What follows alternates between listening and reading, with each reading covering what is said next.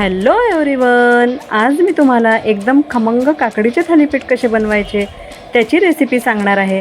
सर्वप्रथम इथे मी काकड्या निवडून घेतलेल्या आहे। आता या काकड्या आपल्याला स्वच्छ धुवून छान किसून घ्यायची आहे। बघू शकाल मी इथे किसून घेतलेले आहे काकडी। आता यामध्ये आपण 1.5 बाउल गव्हाचं पीठ, अर्धी वाटी तांदळाचं पीठ आणि अर्धी वाटी चण्याच्या डाळीचे पीठ घालायचे आहे। आता मिक्सरच्या भांड्यामध्ये मी 2 लहान साईजचे टोमॅटो, 2 हिरव्या मिरच्या आणि 3 लसूण पाकळ्या घेतलेल्या आहे। आता याची प्युरी करून आपल्याला पिठामध्ये घालायची आहे। आता यामध्ये आपण 1 चमचा तीळ, 1 चमचा तिखट, अर्धा चमचा हळद आणि चवीनुसार मीठ घालूया। आता इथे आपल्याला बारीक चिरलेली छान कोथिंबीर घालायची आहे। आता हे सर्व साहित्य आपल्याला एकत्र करायचं आहे। पाणी अजिबात टाकायचं नाही। आता पहिले सर्व एकत्र करून घ्यायचे आहे। आता थोडे थोडे पाणी घालून आपण इथे सैलसर पीठ छान भिजवून घेऊया। बघू शकाल इथे माझे पीठ कसे भिजलेले आहे। आता तव्याला आपल्याला तेल लावून घ्यायचे आहे। तवा इथे हलका गरम पाहिजे आहे।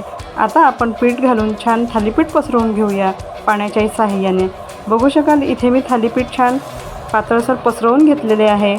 आता इथे मध्यभागी आपण थोडं छिद्र करून घेऊया।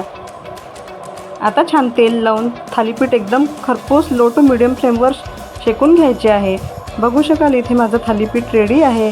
अशाच प्रकारे मी आता दुसरं पण थालीपीठ बनवलेलं आहे। तुम्हाला जर माझी रेसिपी आवडली असेल तर मला नक्की कमेंट्स करून सांगा।